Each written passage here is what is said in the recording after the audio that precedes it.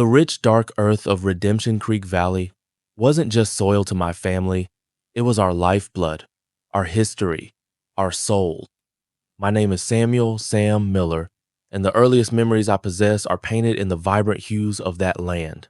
The emerald green of new corn shoots unfurling in the spring sun, the golden blaze of wheat fields stretching to the horizon in late summer, the russet and ochre of the ancient oaks that lined our property in autumn.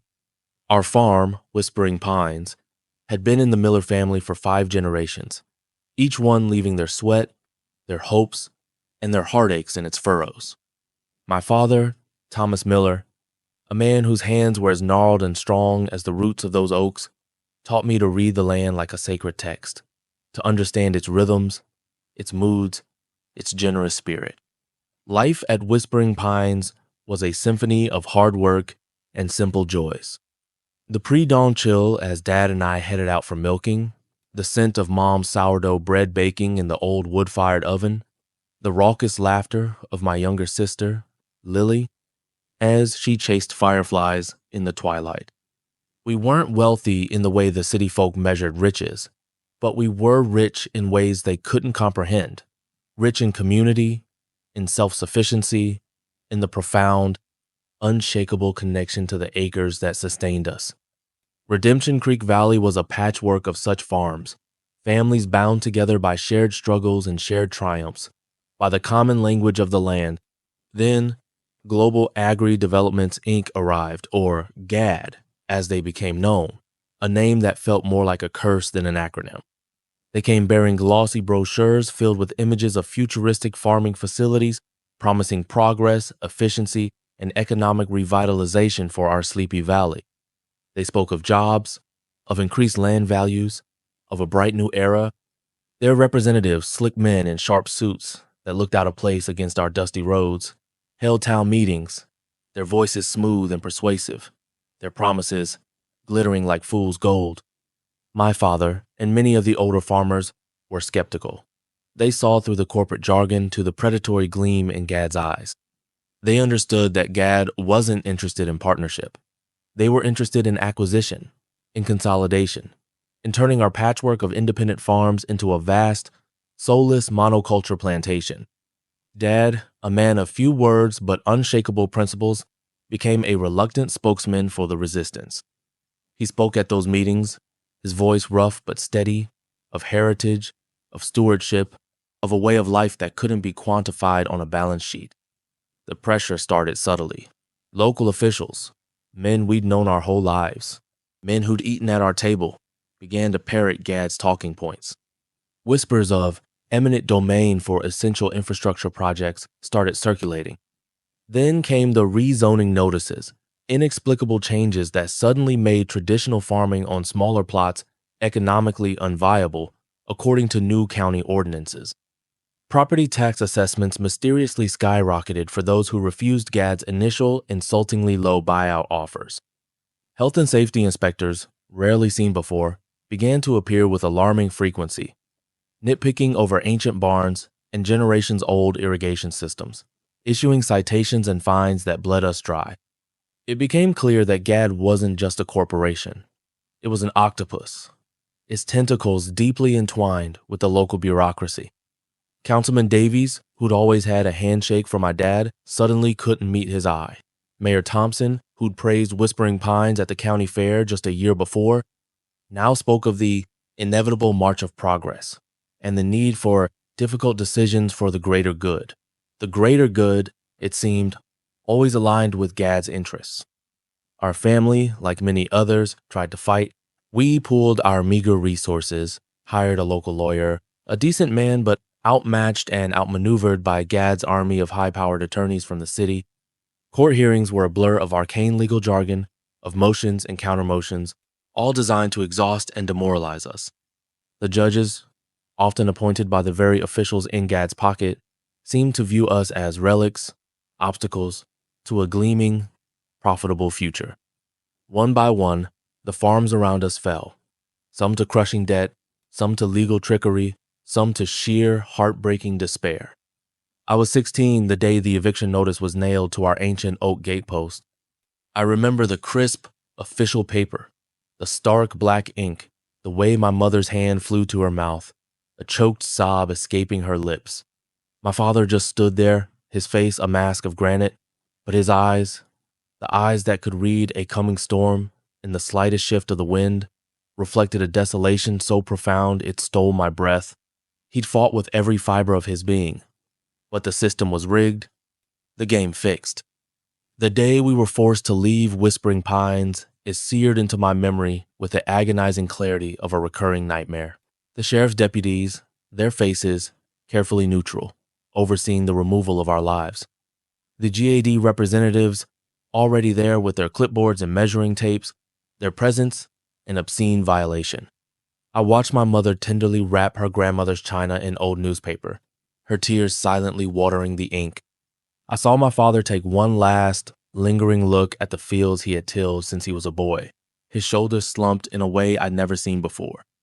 Lily, just 10, clung to my hand, her small face etched with a confusion and fear that mirrored my own roiling anger. As we drove away in our overloaded pickup truck, the dust of Whispering Pines coating our meager possessions, I made a silent vow. I didn't know how, I didn't know when, but I would make them pay. I would get our land back. I would uncover the rot that had destroyed our lives and so many others in Redemption Creek Valley. Life after Whispering Pines was a bitter pill. We moved to a cramped rental in a soulless suburban sprawl 2 counties over. My father, stripped of his land and his purpose, withered. He took a physically demanding job at a lumber mill, the unfamiliar work aging him rapidly. My mother found part-time work as a cleaner. The vibrant, resilient spirit that had defined them seemed to dim, overshadowed by a quiet, gnawing grief. Lily struggled to adapt, missing the freedom of the farm, the embrace of our close-knit rural community. The injustice burned in me, a constant low flame. It fueled my studies. I devoured books, particularly anything related to law, to history, to the way power was wielded and abused.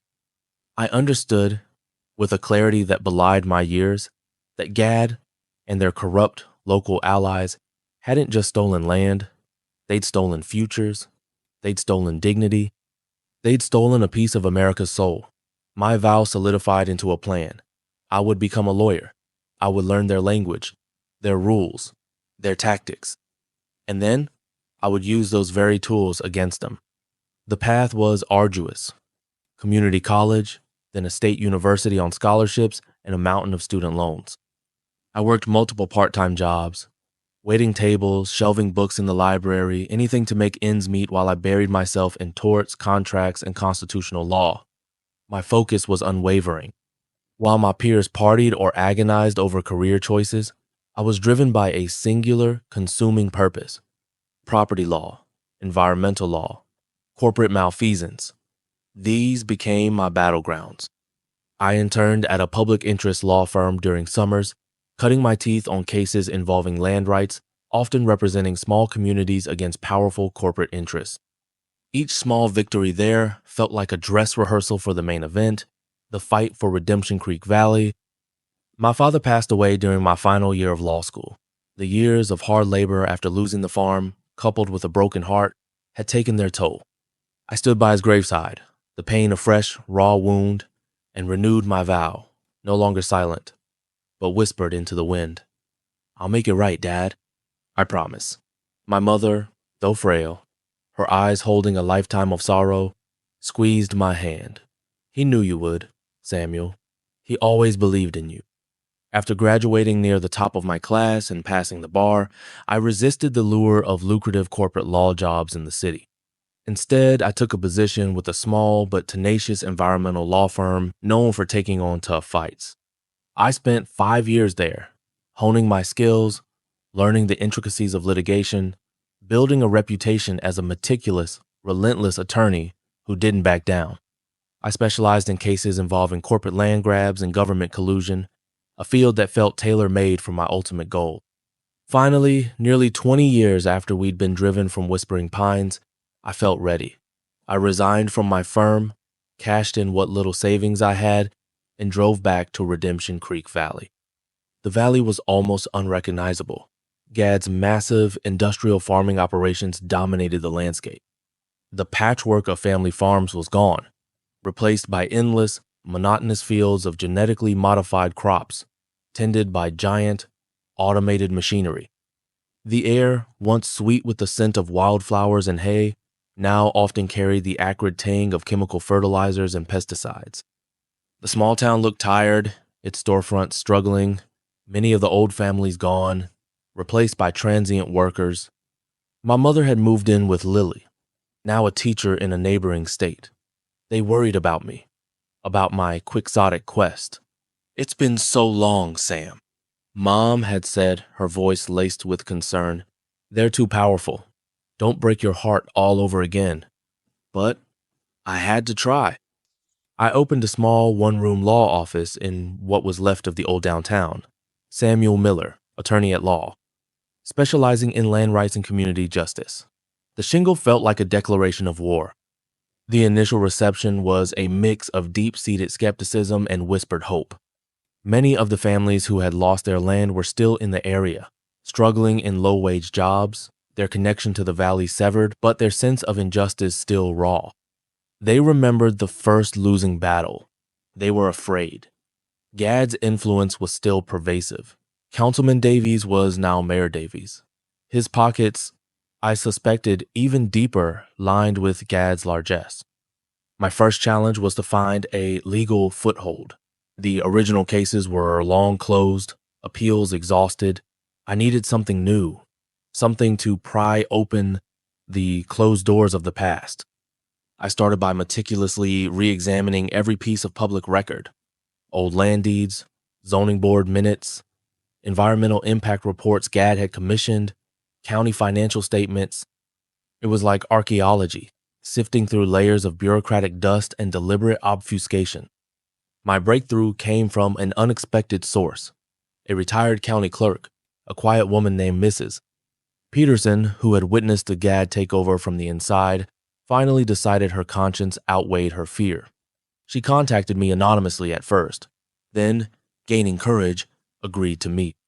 She brought with her a treasure trove: copies of internal memos, suppressed environmental reports detailing water contamination from Gad's proposed operations, reports that were never made public, and, most damningly, minutes from unofficial council meetings where JAD executives and key local officials, including Davies and the then Mayor Thompson, had discussed strategies to expedite land acquisition and manage community resistance.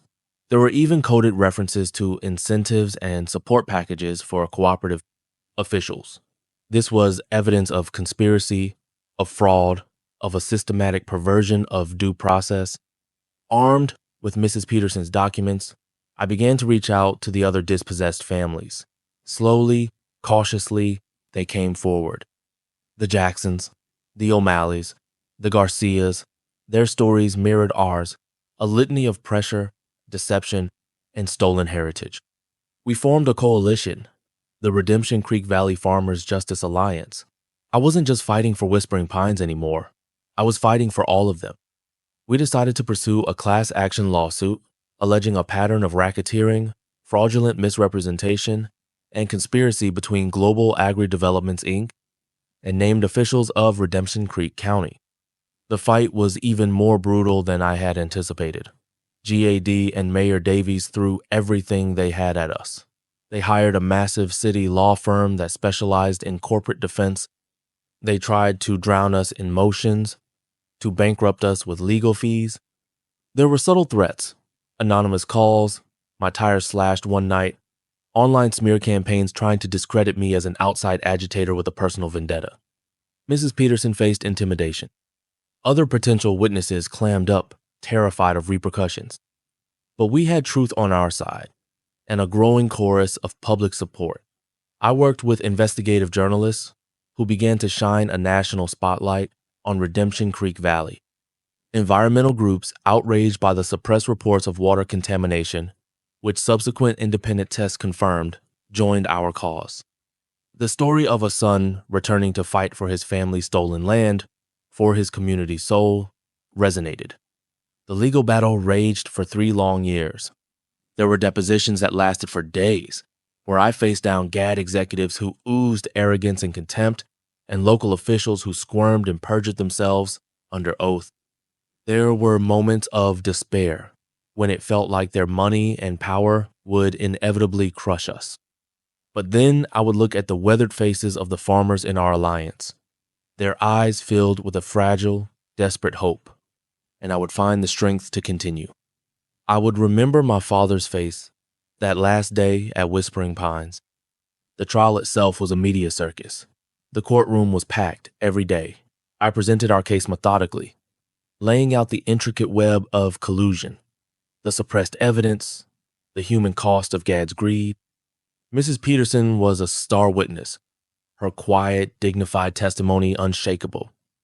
We had forensic accountants trace the flow of incentive money. We had environmental scientists detail the ecological damage. The climax came during my cross-examination of Mayor Davies. Under relentless, precise questioning, armed with the memos and minutes Mrs. Peterson had provided, his composure finally cracked. He contradicted himself, became flustered, and ultimately, faced with irrefutable proof of a specific illicit payment, he broke down on the stand, admitting to errors in judgment and undue influence from Gad. The jury's verdict, when it came, was a thunderclap. They found in favor of the Redemption Creek Valley Farmers Justice Alliance on all major counts. Global AgriDevelopments Inc.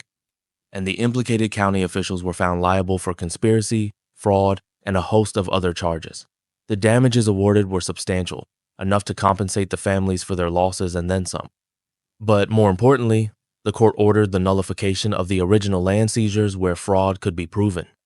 Whispering Pines and several other farms were to be returned to their rightful owners.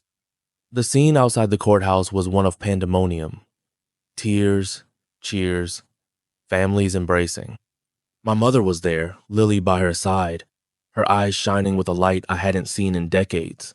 "Your father would be so proud, Samuel," she whispered, her voice thick with emotion. Reclaiming Whispering Pines was a bittersweet homecoming. The land was scarred from years of industrial farming, the old farmhouse dilapidated. But as I walked those familiar acres, the soil cool beneath my worn boots, I felt my father's spirit beside me. The fight wasn't over. Now came the work of healing. Healing the land, healing the community. Many of the families used their settlement money to restore their farms, embracing sustainable, organic practices. Redemption Creek Valley began to transform again, not into Gad's sterile vision, but into a revitalized patchwork of diverse, family-run farms, a testament to resilience and a hard-won justice. GAD, its reputation shredded, its stock plummeting, was forced to sell off most of its holdings in the valley and face federal investigation. Mayor Davies and several other officials faced criminal charges. I stayed in Redemption Creek Valley, my small law office becoming a hub for rural advocacy. The fight for Whispering Pines had been a personal quest, but it had ignited a larger purpose within me to ensure that no other family, no other community would have to endure what we had. The land, our land, was finally whispering stories of hope again, stories of justice, stories of a son who had kept his promise. And I knew, with a certainty that settled deep in my bones, that this was the richest harvest of all.